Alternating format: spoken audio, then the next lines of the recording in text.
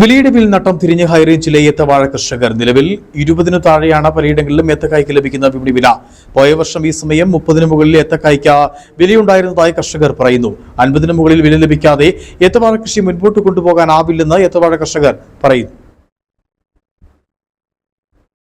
ഹൈറേഞ്ചിലെ വലിയൊരു വിഭാഗം കർഷകരുടെ വരുമാന മാർഗങ്ങളിലൊന്നാണ് ഏത്തവാഴ കൃഷി. എന്നാൽ വിലയിടിവ് മൂലം ഹൈറേഞ്ചിലെ ഏത്തവാഴ കർഷകർ വലിയ പ്രതിസന്ധിയിലൂടെ കടന്നു പോകുകയാണ്.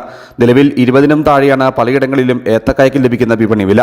പോയ വർഷം ഈ സമയം 30 മുകളിൽ ഏത്തക്കായ്ക്ക് വിലയുണ്ടായിരുന്നുവെന്ന് കർഷകർ പറയുന്നു. 50 മുകളിൽ ഏത്തക്കായ്ക്ക് വില ഉയർന്ന കാലവുമുണ്ട്.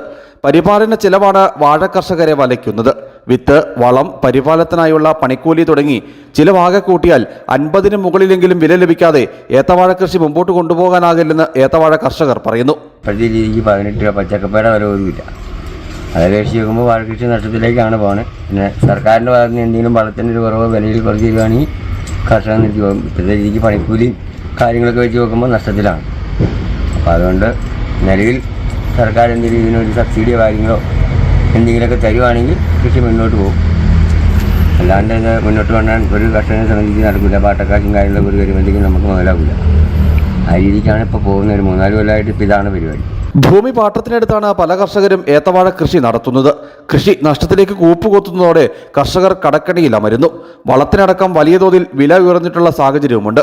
നഷ്ടം താങ്ങാനാകാതെ പല കർഷകരും ഏത്തവാഴ കൃഷി ഉപേക്ഷിച്ചു കഴിഞ്ഞു.